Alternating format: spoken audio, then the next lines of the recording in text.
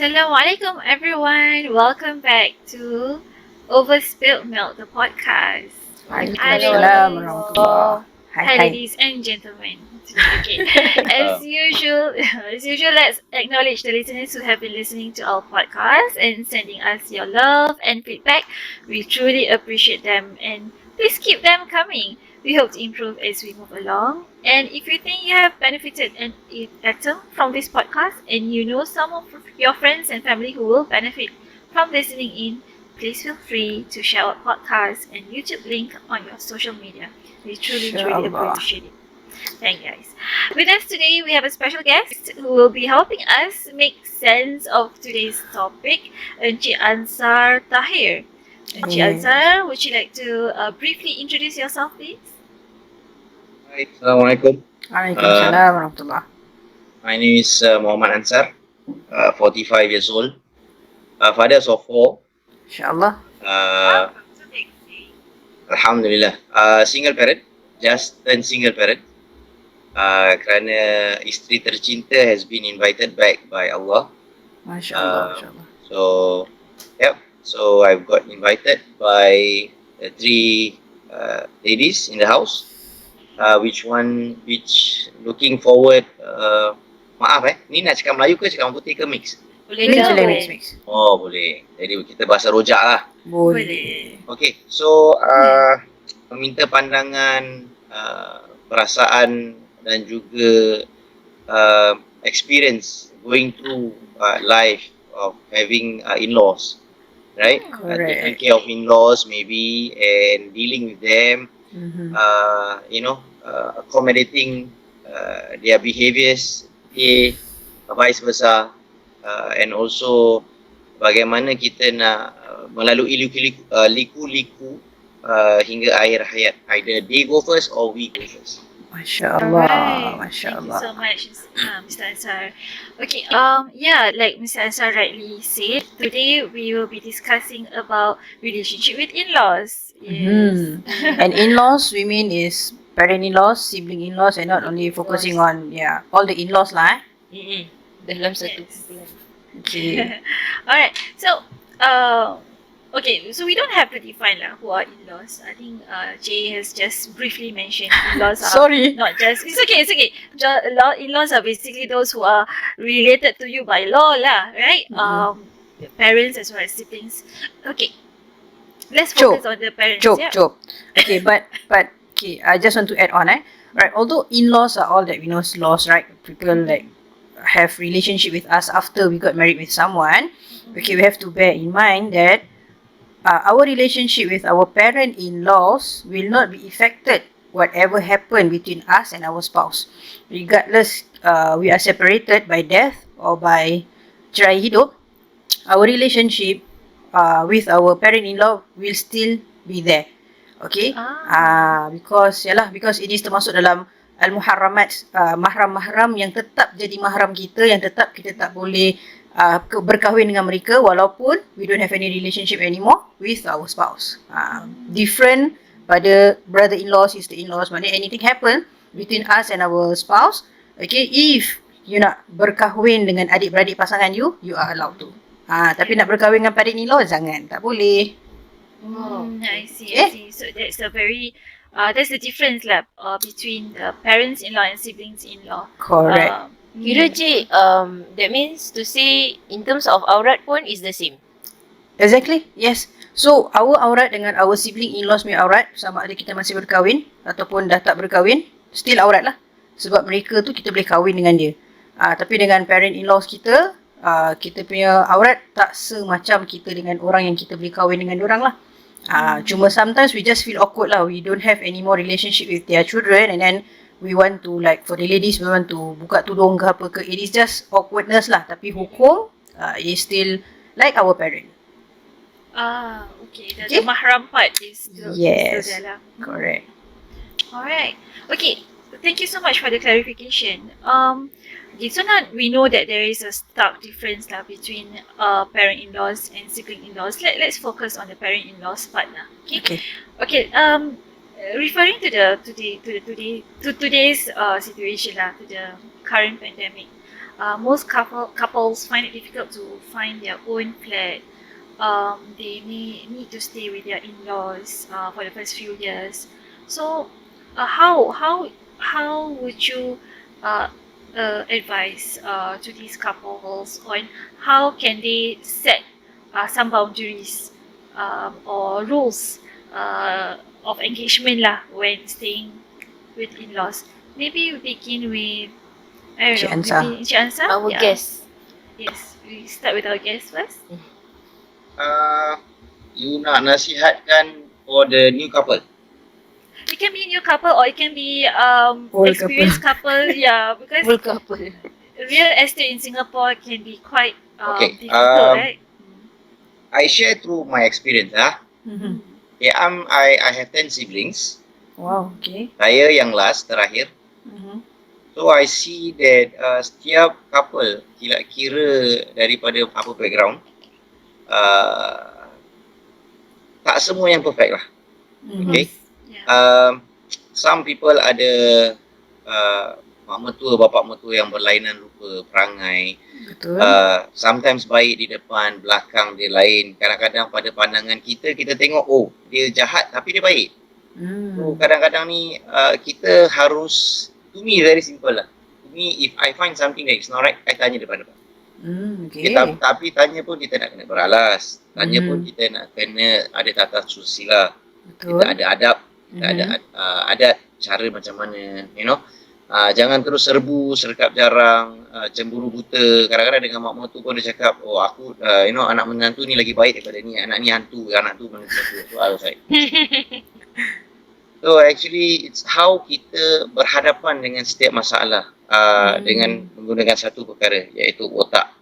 Okay, maaf cakap, tak semua orang yang beriman, tak semua orang yang bijak pandai, yang kuat agama dia akan dapat boleh melayan atau menanggini dia in-laws. Okay, you know why? Because sometimes to them, aku belajar, aku dah tahu hukum hakam, salah tetap salah, tapi diorang tak fikir.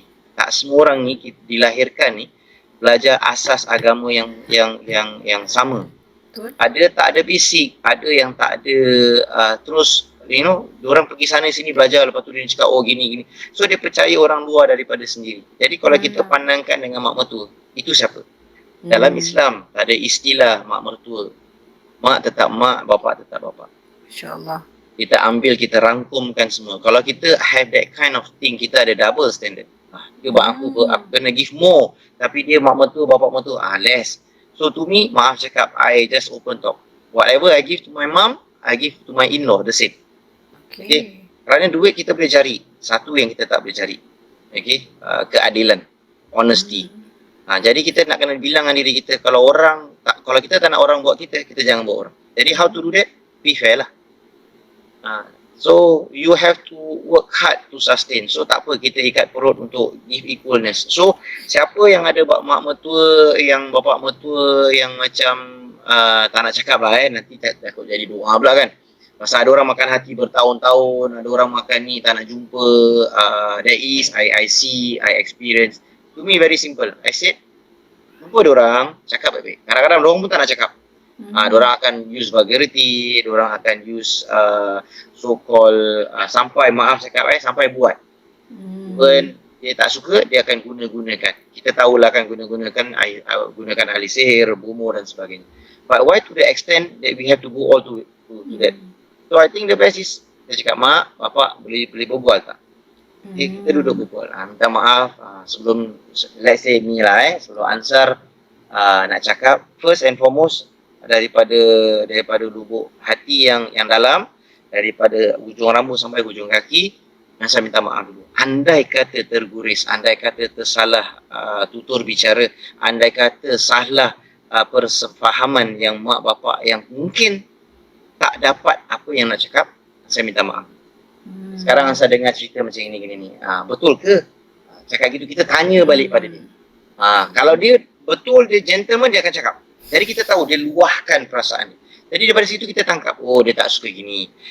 Kita pun tak boleh fikir, kita tak boleh menunding jari pada mereka. Kita ingat diorang aja yang betul dan kita salah. Kadang-kadang kita mesti cakap, kenapa aku dikena benci? Why every time me there is. I bukan parent counselor, tapi ramai kawan-kawan selalu call, message, macam mana nak handle, macam mana nak gini. So kita kena kasih step by step.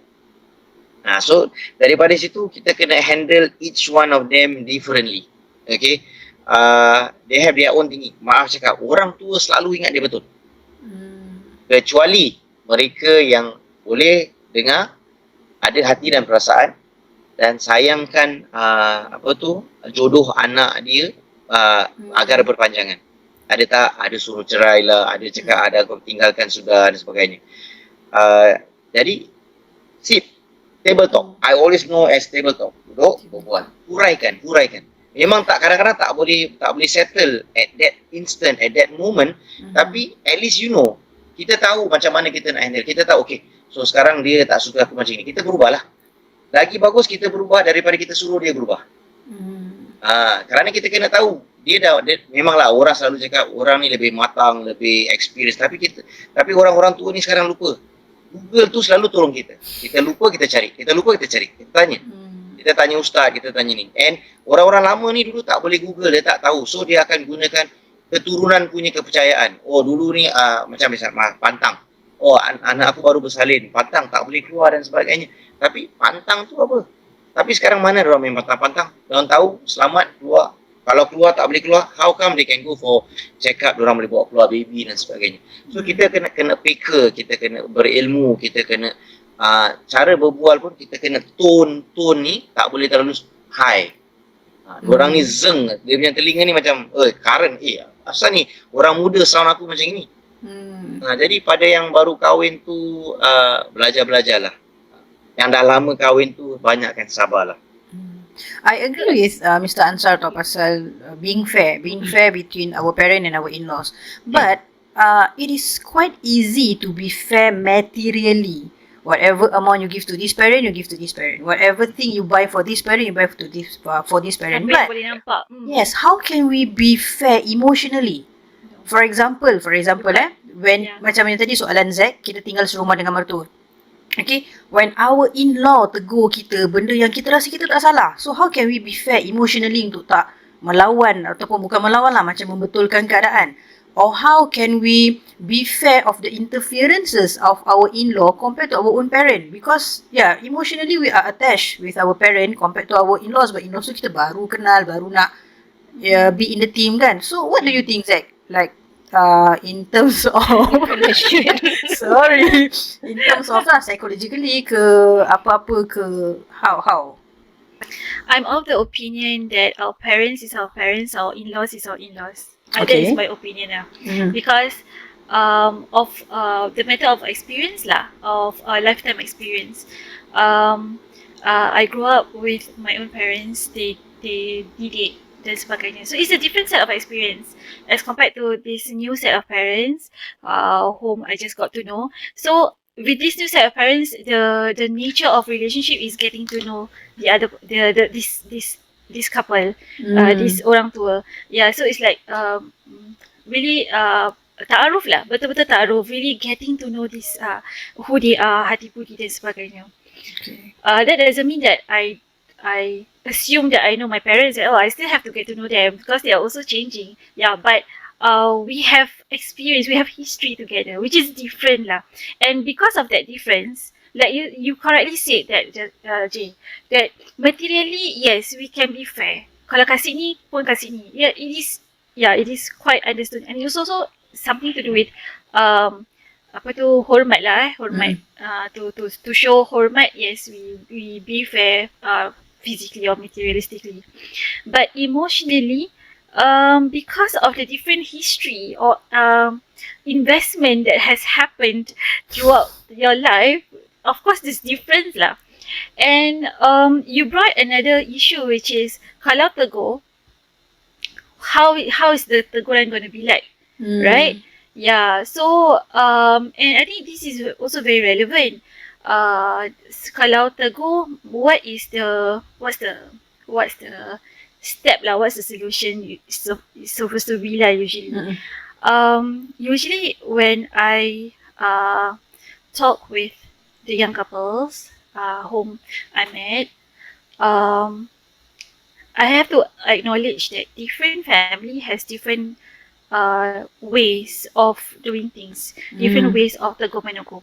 Okay, and they also need to know that different family, maksud family of origin lah, macam these two couple kan, so suami dengan isteri. Suami ni dia membesar dalam satu keluarga unit yang berbeza, isteri dia membesar daripada satu keluarga unit yang berbeza. Then unit ni mempunyai sejarah, mempunyai budaya. Melayu pula, okay. They have their own history and they have their own culture. Malay. Yeah, they have their own culture. Yeah. So dalam issue tegur menegur, this is where the couple as a unit need to have an agreement how to deal with in-laws tegur menegur. Yeah. Okay. So okay, this one I received this wisdom from a really young couple. Dia belum menikah tapi dia a very young couple, below 25 years old. This is what they plan. Yeah, this is what they plan. They say that because after I explained to them about the different culture kan, so I invited them to think macam mana sekiranya your own parent nak tegur your pasangan. So this lady was saying that because saya membesar dengan mak bapak saya faham cara dia berbual. Saya faham apa maksud dia. Jadi saya prefer mak bapak saya untuk cakap dengan saya dulu. Lepas tu saya translatekan kepada pasangan saya. Pasal saya faham pasangan saya. The difference of language transmission Correct. So Jadi dia bukan dia bukan language English Malay tau. Dia pasal ni language budaya. Gaya bahasa. Gaya bahasa, maksud, intention, niat dan Maksud sebagainya. tersirat. Correct. Pasal dia dah tahu ibu bapa dia. Jadi dia rasa okay. So mak nak, ni mak yang tak puas hati. Okay, mak tak puas hati dia macam ni. Okay, faham. And I know where you come from. You come from a good position. Okay. So I'm going to translate this to my partner. So itu, dia rasa itu tugas dia. So when I ask the partner, are you okay with her doing that? And then the partner say that, I really appreciate she doing that because ada buffer lah. Ada buffer. But that is one of the many ways lah of managing conflict ataupun teguran between in-laws dengan pasangan. I'm sure there are other ways. Yeah, so it's good to share, to ask your friends how do they deal. So kita dapatkan hikmah or wisdom from other experiences. Actually, I add on to Zakia, to Zack yang pasal jadi middle person tu is actually very important lah. Because my parents themselves live with me for 10 years. Oh, okay. 10 years. Wow. So just now, but then just now Jay did mention pasal how do we emotionally nak accept the teguran from our in-laws kan. So and then Zack explained about the middle person, right? So I noticed this because I think probably daughters are more closer to their parents. Attune. Yeah. So they always step up. Because they always step out to be the middle person between their spouse and their own parents. Okay. This is what I went through lah. So and I believe most of us pun macam gitulah. I mean like what Zack said, we understand our parent punya method behind the words that tersirat lah. So probably dorang punya percakapan is like that. But they have another meaning behind what they say. Dorang punya suka tak suka tu. But when you actually, if let's say they were to talk directly to your spouse kan, and then orang tu mendatang, orang baru kan, incoming person. So he might not be attuned to that type of communication or language. So which will make the conflict arise lah. So so this is what I've been practicing for myself with my parents lah for the 10 years. Yeah. Okay, Masya Allah, 10 years something? Kan, silakan Cik Ansar. boleh. Sure. Dia menyampuk je Cik Ansar, tak payah tunggu. Kita tak payah tunggu. Saya tak berani nak cop lah. Saya nak kena, saya bercanggah. Cik. Cik Melayu. Saya, no lah, we both language lah kan. So, I would suggest like what ada A and Z said. Okay, ada betul, ada kekurangannya. If you know that your parents are like that, your parents have the cakap tapi ada double meaning inner punya apa tu orang panggil teguran, tersirat dan tersurat.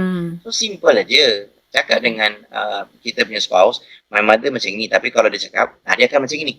So you kena pandai lah, because kita jaga dia. Kalau kita jaga dia, kita nak kena buat. Maaf cakap, most of the men that I know, bila duduk dia jaga dengan dia punya in-laws, kerja dia diam je. You know why? Pasal dia pergi kerja, balik kerja, just tune. Okay. For me very simple. I jaga my in-law, my father-in-law, my mother-in-law. So whatever they said, okay mak, boleh. Okay. Tapi kita kena macam mana pun, macam kita tak suka pagi bangun, selamat pagi mak, dah makan. Keluar. Kadang-kadang memang menyirak, tapi nak buat apa? Kita tak boleh nak bawa pergi kerja. We don't bring problem to work, while we don't bring problem at work to home.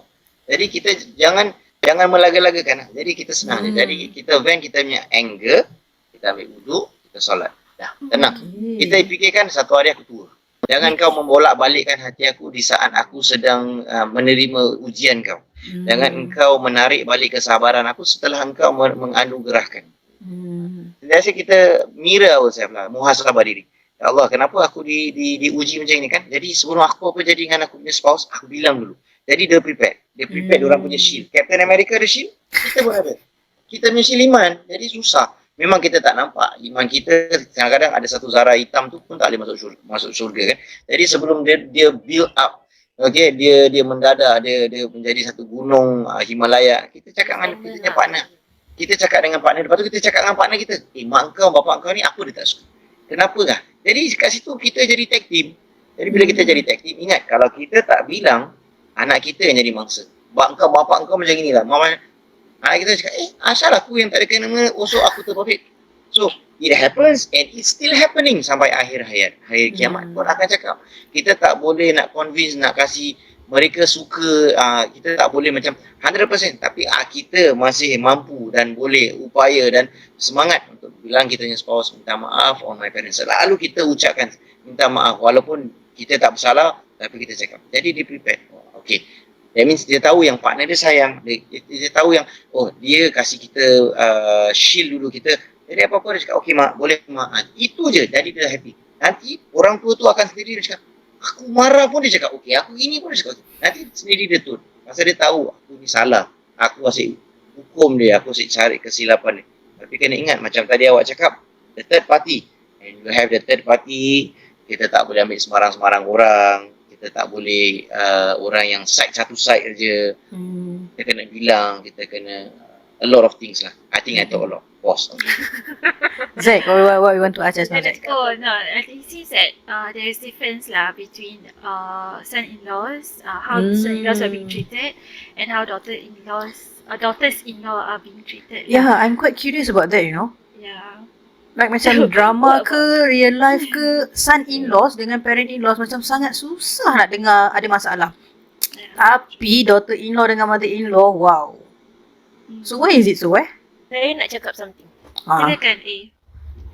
Hari ni memang hari minta izin untuk bercakap Dah macam debat yang I judge for few days Saya nak cakap puan. Okay, silakan Puan A. Taklah, apa tu? Why Apa tadi tanya tadi? Kenapa Why? daughter-in-laws yang selalu ada problem dengan parent-in-laws and not son-in-laws? Ini general tak ada kaitan dengan hidup yang mati Aku disclaimer dulu. Saya disclaimer dulu. Kan okay. Kita raw talk. Kita raw talk, yeah.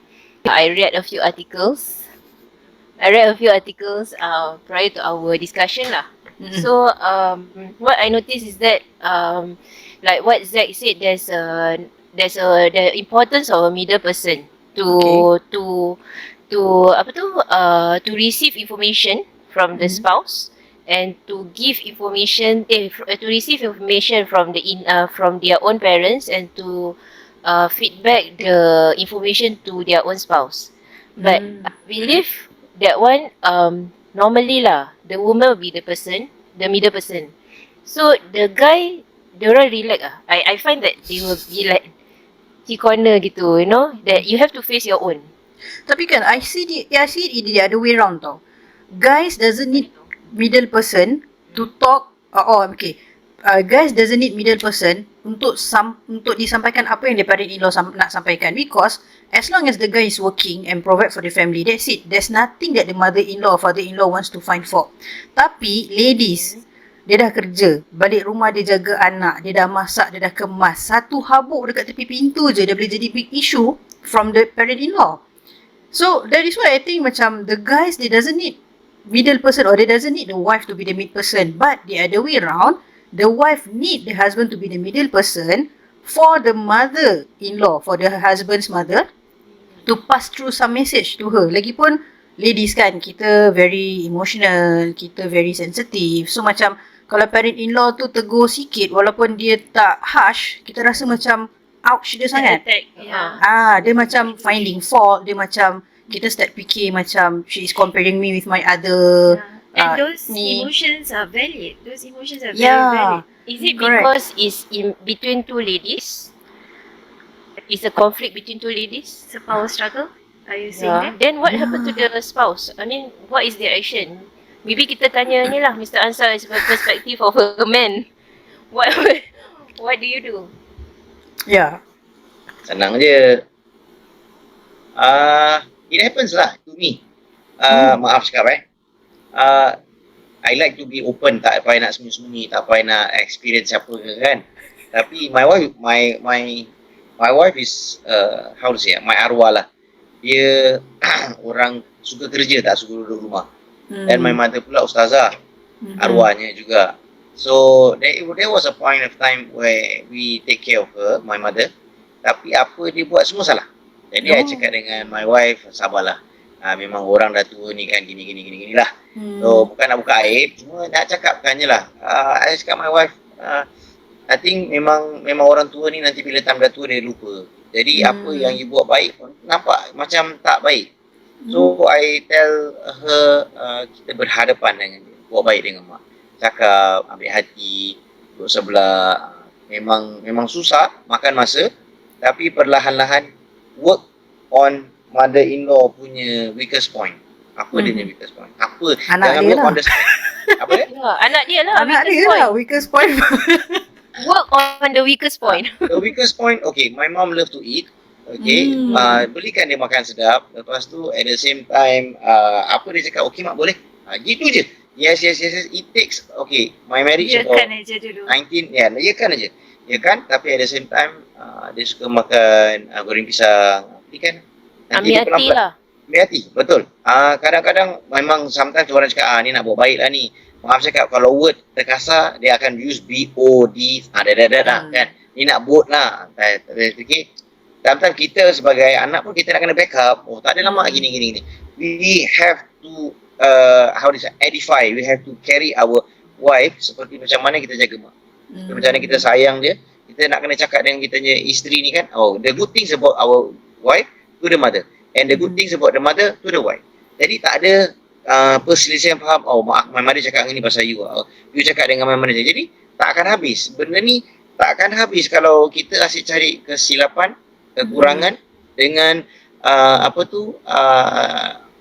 masalah yang dulu-dulu. Ini masalah perempuan suka mengungkit. Cakap kepada 3 orang ni okay, tak semua. Ada orang, okay, one thing about girls ni, 10 tahun, 20 tahun yang lama pun dia boleh ungkit. Pak, macam gitu kan? You gini kan? Jadi dia boleh petik. Lelaki, gila siap. No.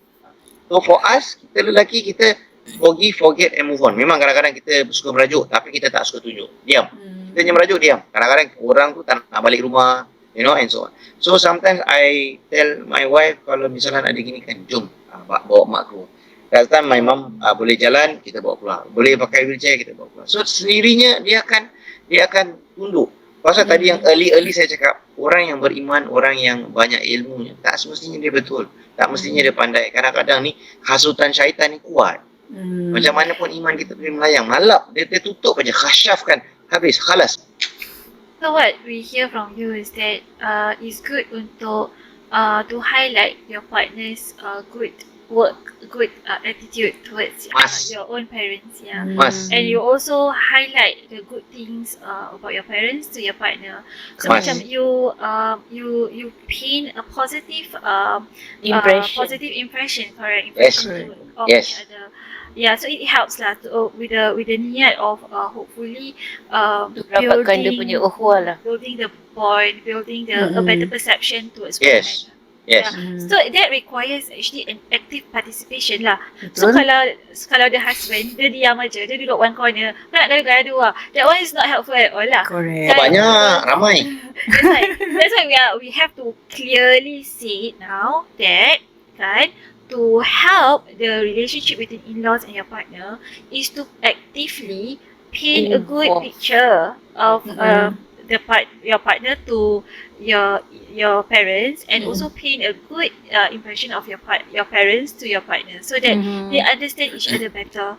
And to know that at the end of the day, manusia insan ni adalah insan yang baik. Dia inginkan yang terbaik untuk rumah tangga ni. Dia actually peka dengan keadaan, right?